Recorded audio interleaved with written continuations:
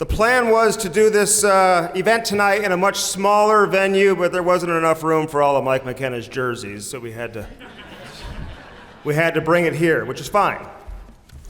Mike Mckenna, the grandson of inaugural St. Louis Amateur Hockey Hall of Fame member Bill Mckenna, who founded Kirkwood Youth Hockey back in 1968.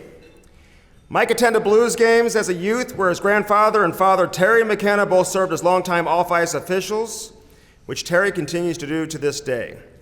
While attending these games, he fell in love with goaltending, watching guys like Curtis Joseph, Greg Millen, and Grant Fuhrer, among others. He developed in the Kirkwood Youth Hockey program before playing in the Pee Wee Quebec tournament in 1997 under the great John Wensick and Bud Stagey. His game would lead him to the St. Louis AAA Blues and Parkway South High School before embarking on a journey that would last another 20 years. At 16 years of age, Mike left St. Louis for the Springfield Junior Blues, which would help him earn a scholarship to play Division I ice hockey at St. Lawrence University. A 2002 Nashville Predators draft pick, Mike's game would literally take him all over.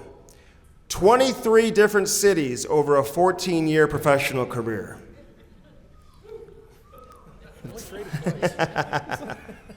He played for a league record 13 different AHL franchises, while also logging minutes with 7 different NHL teams, including the Tampa Bay Lightning and the Ottawa Senators, where he saw the majority of his NHL action. Mike Mckenna is the all-time winningest American-born goaltender in AHL history. He spent time serving on the Professional Hockey Players Association Executive Committee, serving several years as chairman. Since retiring, Mckenna spent 2 years working with the Vegas Golden Knights broadcast team, as well as working with SiriusXM's NHL Network Radio. This is in addition to doing great work assisting with the goaltenders with the St. Louis Blues Warriors. Please welcome Mike Mckenna.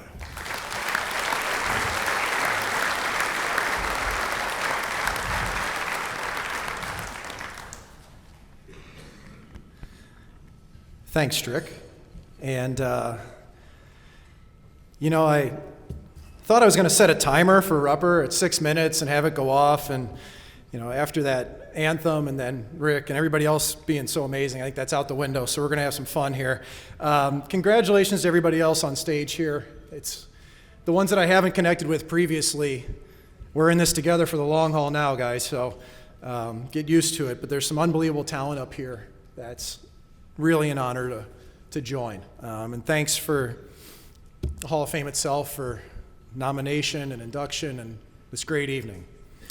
36 years ago, I walked into Kirkwood Ice Rink with my grandpa Bill, my dad Terry, and I saw an 8x10 picture, and it was of Pat LaFontaine. And it was signed, and it said, "Kirkwood, thanks for the start." Now, in my eyes, I thought, man, there's a Kirkwood star that plays in the NHL. Well, little did I know that Pat left town at about 7 years old. He played his first 2 years in St. Louis. So, a little bit of history here. But he started there. And as a kid, that gave me a dream. It gave me a hope. It gave me a realization that there's more to this game than just playing in town, even though none of us had made it to the NHL at that point. And so that was the seed of everything. It was the dream. And those years at Kirkwood Youth Hockey, starting at 5 years old, playing with names like Ravensburg, Reagan, Fox, Johnston, Toll, McNamee, Turner. I mean, how many of these guys went on and played Division I or played pro? We had a lot of us from the Mike AA team at Kirkwood Hockey. And, we had a cast of characters there, too. One of my first, and things I didn't think was normal, right? Like, one of the first coaches I ever had was Fred Shepard, and Fred coached us with a cowboy hat on. And I thought, okay, thought that was normal as a kid. Found out that wasn't later. Ran Zeppelin. Ran was about 5 feet tall, but he coached us with the ferocity of a rabid Tyrannosaurus Rex. I thought that was normal as well. We didn't know better as kids. We were just having fun. And little did we know how much we were pushing each other. And those years at Kirkwood were some of the best of my life. Craig Herwig was one of my coaches there, who now heads up Kirkwood Hockey. Being back with the board now and being able to help there and coach is incredible to come full circle. There was 1 year, though, where they didn't think that I belonged on the AA team because they had a couple of returnees, so we jumped ship to Creve Coeur. And it gave me an unbelievable opportunity. And had the chance to play for Don Koharski, NHL referee, Box, know him well. His son, Jamie Koharski, who also had a storied officiating career in the American League, ECHL, college, OHL, you name it. Jamie was my teammate. And Jamie and I got to spend the next 15, 20 years of our life sharing the ice together. That's him as an official, myself as a goaltender, still close friends. You know, that year with Don really taught us a lot. Don knew the game, being an NHL official, and it opened my eyes. And that same year, got the chance to play Pee Wee Quebec.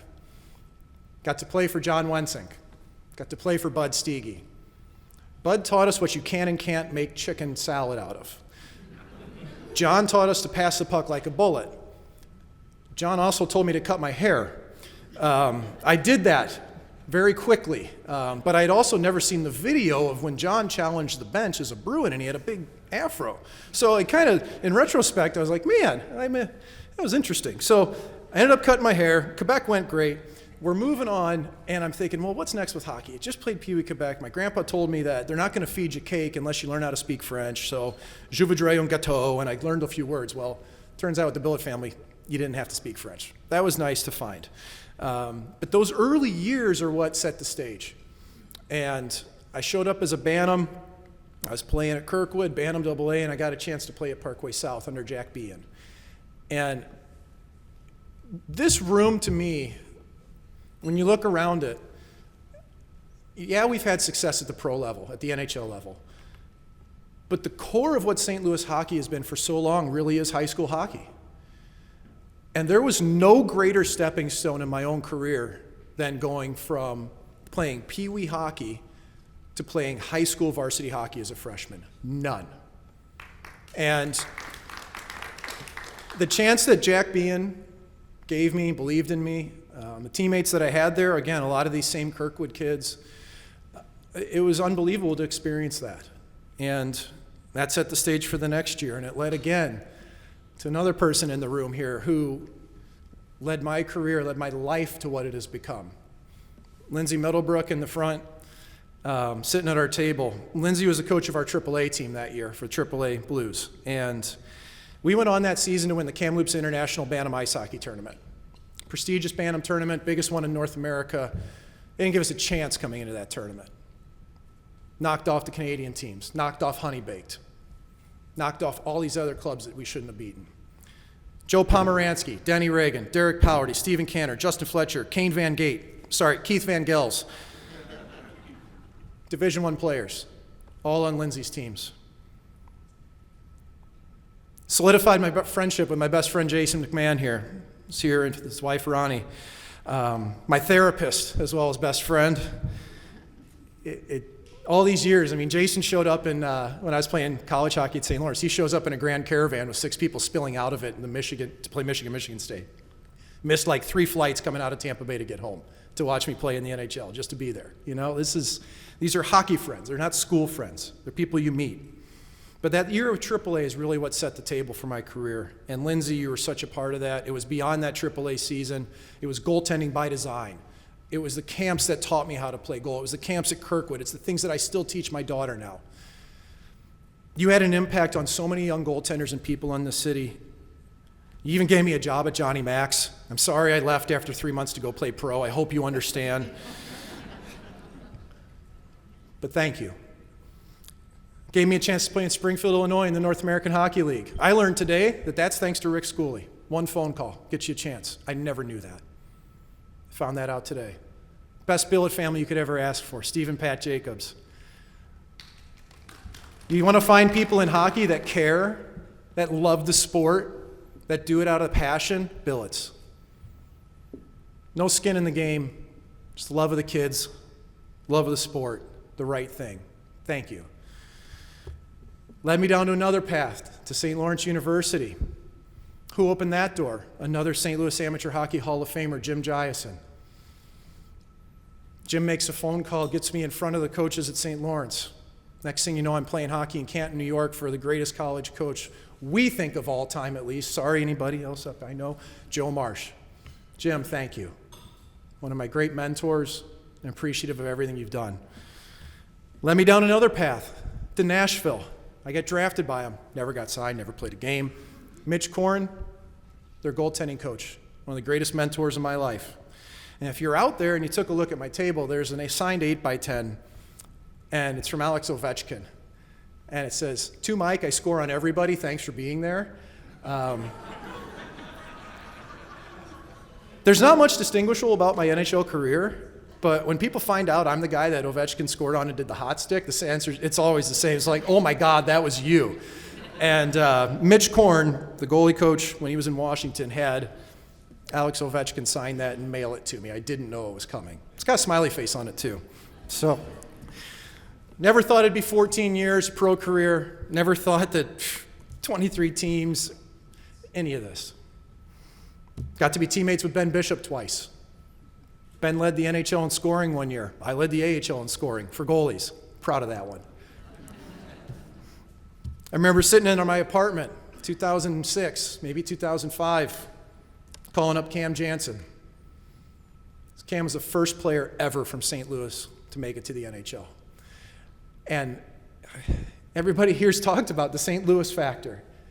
You're an underdog coming from St. Louis at our age. And knowing how hard he worked and what he put on the line and his family put on the line to make it to the NHL and knock that door down for the rest of us, I'll never forget that moment. And whether I was in the ECHL or the NHL, it didn't matter. Somebody had done it. We were proud of everybody here. So, you don't do something like this for this long without your parents. You don't do it without your support network. Mom, dad, the time, money, commitment, the hands-off approach, me never feeling pressure. Dad, the hundreds of packs of M&Ms you'd eat in the corner of the building while sitting away from everybody. While being a dentist, that's a lot of sugar. Dad, I have no doubt that us working on equipment together, hacking it up, curving sticks, passing pucks in the basement. I know that your curiosity and your natural desire to tinker has led me to do this, why I was a good goaltender. It made me creative. Coming off the ice in Tampa after my first win and shutout and giving you a hug there was one of the highlights of my life. There's not much that can compete with that as a parent, as a kid. And I'm getting to feel that now too with my own children. You're also my line mate Friday morning, so that's great. Keep feeding me the puck, put your hands in the air. BC, you too, okay? Webby, hold the line solid. Mom, my number one fan forever. If you go out there again at my table, there's a picture, and it's right here on this too. And this picture is really special because this is the last game I ever played professionally. It's 2019 with the Lehigh Valley Phantoms, and this is before overtime. I skated out, I went to my crease. I knew where my family was, and I looked up, and my mom's standing there like this. And she's got a huge smile on her face. And it's a tie game, it's 2-2, right? And I've never felt more peace in my life at that moment, that everything was fine. Win or lose, didn't matter. My family's there, people that have always supported me, that love me. I love you, Mom. That picture's everything. I also really love that you told the rest of those moms in Springfield exactly where they could shove it when I scored that goal. They'd been riding me really hard all season, and I don't think I deserved it. Our team wasn't that great, but I was trying as hard as I could. So thank you for defending my dignity. Rachel and the girls. Rachel, you've been on a ridiculous journey. You've embraced this crazy hockey life and always supported me. You know more about Rubbermaid bins and U-Haul trailers than any person should ever. You look beautiful tonight. You've become a wonderful mom. I love you. Kenlyn and Adeline, my daughters. I just hope this sport brings you the same lifetime of joy that I've experienced, or whatever you find in life that it makes you happy. There's no greater joy than coming to the rink every day and seeing kids, not just your own, but 12, 13, 14, squirts, peewees, mites, coming off with a huge smile on their face, and how it uplifts you as a human. It's better than anything I ever did on the ice. Truly. It's the best. I love you guys. I mentioned him earlier, but I wouldn't be here today without Grandpa Bill. He's over there. This is his watch. The NHL gave Grandpa this, I think, after 25 years of service as an off-ice official. One of the founding fathers of hockey in St. Louis. The oldest referee in the United States. He also somehow convinced USA Hockey that he was 69 years old for well over a decade. We could tell stories about Grandpa all day long. I've already heard a bunch of them tonight. We still hear him today at the rinks. But if I have to sum it up with Grandpa, this is a man that played minor league baseball in the St. Louis Browns organization. He used to drive 2 hours to play hockey because they didn't have a rink with boards in St. Louis at the time. He didn't even have the luxury of getting arms scarred up from the chain link fence at Cahokia, or Kirkwood, or Webster, or Granite City. Granite did get glass recently, by the way. It's nice. We played a game against CBC. It was my freshman year at Parkway South. I know we got outshot by a lot. We lost the game, I think 2-1. And it was at Afton Ice Arena, the scent of that building, everything, great place to play, high school. And I'm sitting in the back of the car with a ride from Mom and Dad going home, and Grandpa walks out and he looks at me and he goes, "Michael, if I'd have known hockey could have been this much fun, I would have never chased that little white ball around." And that meant everything. It stuck with me forever. And I think that's kind of how we all feel in this room, being tied in with the community. And I got 2 things to leave you with. One of them, last win I ever had at the NHL level, the first person to hug me was Brady Tkachuk, my teammate, the Ottawa Senators. First person. He's 19 years old playing in the NHL. He's out at the end of the game because they trust him that much, because they knew he could win the game for us. He's the first person over to me. What a cool moment. Unbelievable. He used to come shoot at our goalie camps when he was 13 years old, and here we are 6 years later, teammates.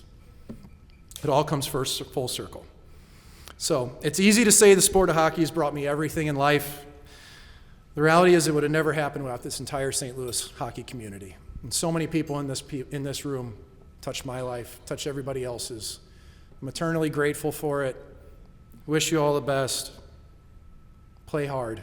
Have fun. Thank you.